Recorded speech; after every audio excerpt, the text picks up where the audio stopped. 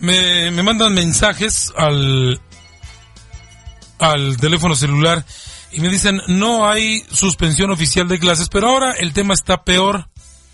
Los padres ya no aportan dinero porque ya no existen las cuotas de las sociedades de padres, pero el Estado no se está haciendo cargo de las cosas como dijo que se iba a hacer.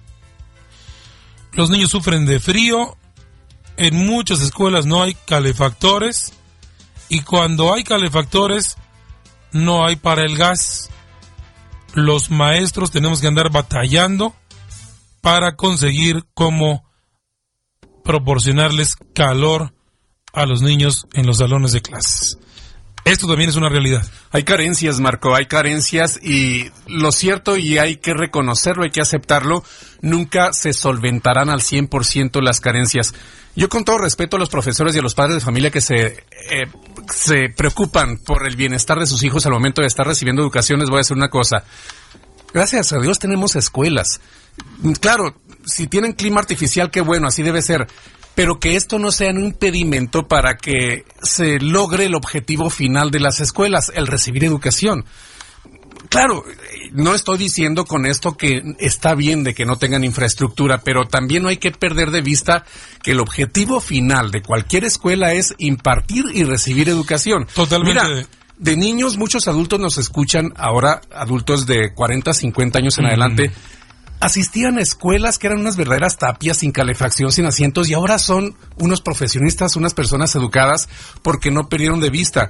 Hay que luchar, hay que pugnar, hay que pedir que sean de las mejores condiciones posibles, pero hay que decirle al niño, tú te vas a la escuela así haga frío, llueve o truene. Porque el mensaje que se les está dando a los niños, y cuando sean adultos les va a repercutir, no vayas, mijito, pobrecito, te puedes enfermar. La educación no es importante, es más importante tu salud. Es cierto, la salud es importante. Yo creo que tenemos que ir cambiando de criterio. Hay situaciones en la sierra, por ejemplo, donde los niños tienen que caminar horas. Escarpadas montañas, nieve, ríos, arroyos, y reciben la educación. No hay que centrarnos en los medios, sino en el fin. No tanto en el confort. Más que salud, yo creo que querías enfocar esto al confort, ¿no? Así es, al confort. Mira, no sé ustedes, yo recibí educación primaria incluso la secundaria, en escuelas en construcción. Yo estoy de acuerdo contigo, Mauricio. Lo que no me parece a mí justo es de que toda la burocracia, te apuesto que no sufren de frío, ni sufren de calor. Y si el Estado, que es el rector de la educación, entiendes, el gobierno federal, y a través de los convenios de descentralización y operación de la educación con los estados, y se generan recursos millonarios, no entiendo por qué no pueden dotar de infraestructura a las escuelas. Si el Estado le está diciendo a los padres de familia, ya no queremos este asunto de las cuotas, que además era muy injusto en muchas ocasiones, no en todos, pero en la gran mayoría, y te dice, yo soy el responsable de las escuelas, bueno, pues provee de la infraestructura más elemental a las escuelas. Que además es su obligación y además es una garantía constitucional, el atender las necesidades educativas por parte del gobierno. Sin embargo, la realidad es que si nos centramos en ello, nunca una escuela va a estar en óptimas condiciones para el gusto incluso de los padres de familia.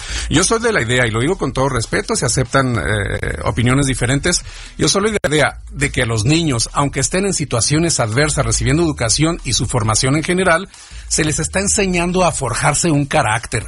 Se les está enseñando a que la vida es adversidades paso a paso y que tienen que poner de su parte para salir adelante, porque eso les va a servir en el futuro a ellos mismos, a sus familias, a su comunidad y al país entero. Nadie nació en las mejores condiciones. Totalmente pero tiene razón, no por eso la autoridad va a decir, bueno, vamos a dejar las escuelas que estén derruidas, que estén sin los aspectos de infraestructuras elementales, pero aquí quiero enfatizar, lo importante aquí es la educación.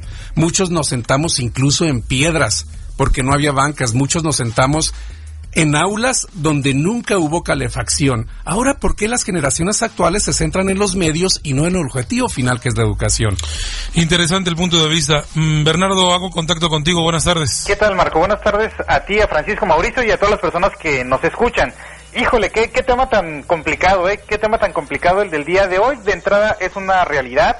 Yo creo que los puntos de vista que acaban de externar son muy, muy, muy válidos, pero mi comentario, Marco, sobre este tema es en el sentido de que, si bien es cierto, no es necesario ni siquiera una buena banca, ni siquiera que haya un buen clima para que alguien pueda sobresalir, precisamente aplicándose al estudio que es en el tema en el que Mauricio hace hincapié. Yo sí difiero ahí un poco en el sentido de que el entorno, pues definitivamente puede ayudar para el aprovechamiento o no de los alumnos.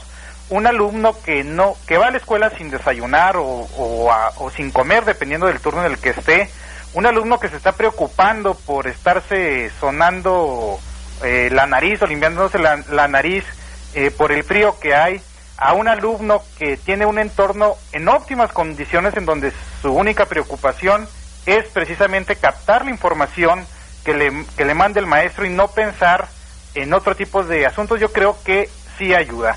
Definitivamente que gran parte de lo que dicen ustedes tienen razón. Este asunto de los calentones ni siquiera era una opción hasta hace quizá 10 o 15 años. De una fecha hacia acá, bueno, ha sido algo reiterativo porque la misma sociedad pues ha estado fijando parámetros. Y mira, hay un ejemplo muy, muy claro. En las escuelas, ya en muchas primarias y secundarias, en todas las canchas están techadas o tienen de estos domos. Y bueno, ¿qué fue lo que sucedió aquí? Que una escuela, no sé si primero habrá sido una particular o una pública, tuvo los recursos y hizo esta infraestructura de tal suerte que los niños ya ni siquiera les pega el sol, si así lo desean, en el recreo. De tal suerte que ya después la otra escuela, bueno, copió ese mismo esquema, y ahorita es muy común, es un parámetro ya en las escuelas, al menos de la ciudad de Chihuahua, el tener este tipo de infraestructura. La escuela que no la tiene está juntando dinero para tenerla, porque le interesa ya tener al menos una de sus canchas techadas para poder realizar las actividades, poder realizar los honores a la bandera, algún evento deportivo, sin la preocupación de la lluvia, del sol o incluso de la misma nieve. Y yo creo que en los calentones pasó algo así. Hasta hace hasta hace quizá algunos años, ni siquiera era un estándar, un parámetro el estar pensando en calentones en la escuela, pero yo creo que ya se tiene, y como ya se tiene, veo difícil, ¿no?, que se pueda pensar regresar a años atrás, pues con los argumentos que son válidos, a mí me parecen muy válidos, pero que en estos momentos, híjole, son muy difíciles quizá de poder concretar.